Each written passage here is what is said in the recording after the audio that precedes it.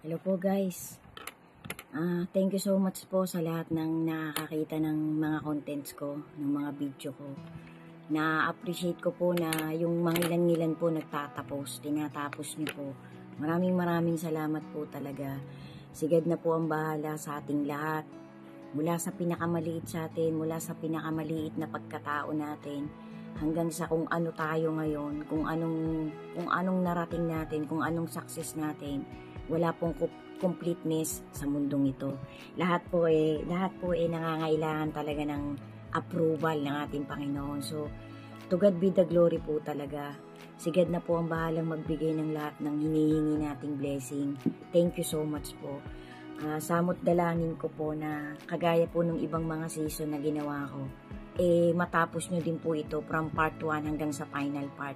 Iigsian ko po, bibilisan ko po kasi medyo mahaba po Kaya nga po sinusulit ko po yung 10 minutes. Maraming salamat po talaga sa platform na to. Maraming salamat po sa lahat-lahat talaga. Ako po nanonood din po ako ng iba-ibang content. Kaya nga lamang po talaga prioritize po ng pagkatao ko yung po talagang about po talaga sa pangyayaring tribulation, about po talaga sa mga life coach and motivation ng isang tao, kung paano pa siya magi-improve para maging isang malapit na alagad ng ating Panginoon. Kasi wala naman po talagang magiging pangmatagalang happiness at kung ano mang pleasure na ibinibigay ang lahat ng material things. Yan po ay dilat na katotohanan. Lahat po ng tinatamasa natin, lahat po yan borrowed. Ultimong ito pong buhay na to. Ito po maitawid ko lang sa inyo, maidagdag ko lang po dito sa content ko na to. Kasi meron po akong naaalala, may nag-recall po sa akin memories na lately lang po, mga 1 day ago o 2 days ago lang po itong bigla pong nag-flashback sa isip ko na hindi ko rin po akalain hindi ko naman po siya iniisip, pero nag-flashback po. Siguro po meron po yung isang hatid na parang may kakaibang inihatid po yun. Kasi sabi nga po, di po ba iba-iba na po nangyayari globally. Yan naman po hayag na hayag. Reveal na po yan sa buong mundo. Marami pong nangyayaring kakaiba talaga guys. Kaya nga lang po, kapag ka po tayo kinabahan, natakot, mawawalan po tayo ng focus. Kailangan po nakapokus tayo. Yung pong trajectory ng buhay natin, yan po itahakin natin na talagang nandun tayo sa wisdom, sa katuwiran ng ating Creator. Dapat po lagi nating asam-asamin, i-aspire po natin sa ating napaka-fragile na buhay na ang ginagawa talaga natin yung pong nasa itasang natutuwa.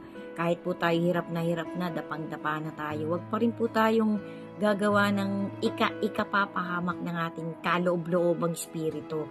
Kasi yun po bawal. Yan po napakahigpit na pinagbabawal ng Panginoon na dahil sa hirap ng buhay mo isinauli mong kusa yung buhay mo, pinutol mong kusa ang buhay mo, pangit po yun.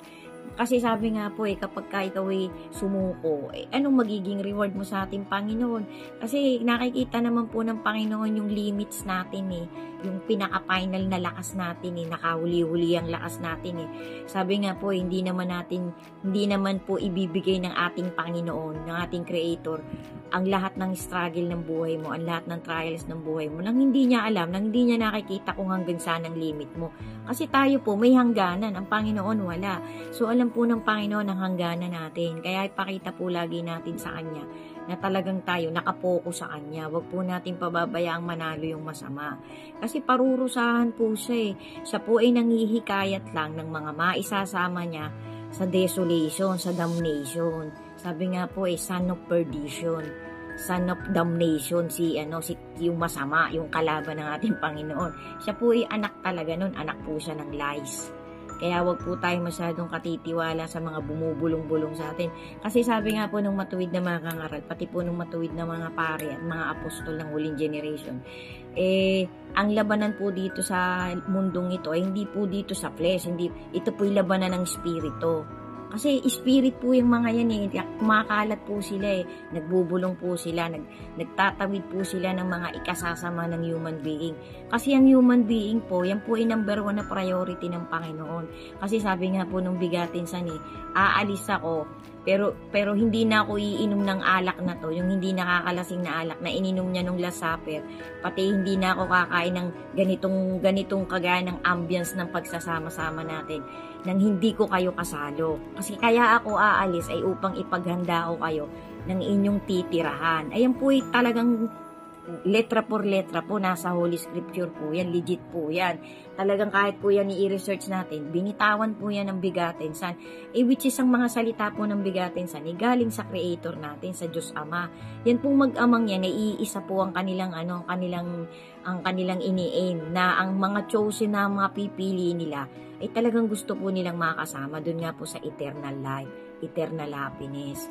So ito nga pong content ko na to guys, season 17, bali part 5. Thank you po sa inyong lahat talaga na pagtsatsagang tapusin ang content ko na to. Kasi kahit papano po guys, namnamin nyo po, meron pong maliit na motivation.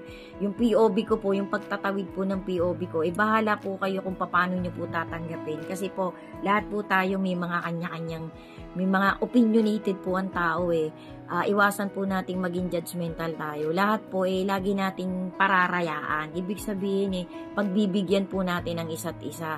Huwag po tayo masyado agad na ganito, ganyan, si ganyan, ganito, ganyan. Huwag po, kasi hindi po natin alam ang sitwasyon ng bawat isa.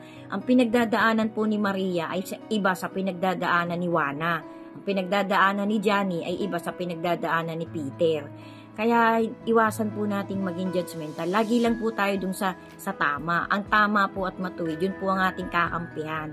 Kapag ka po mali, tumaliwas po tayo dyan, umiwas po tayo hanggat maaari. Hindi po natin magagawang makaiwas kung hindi tayo hihingi ng lakas dun sa nasa itaas.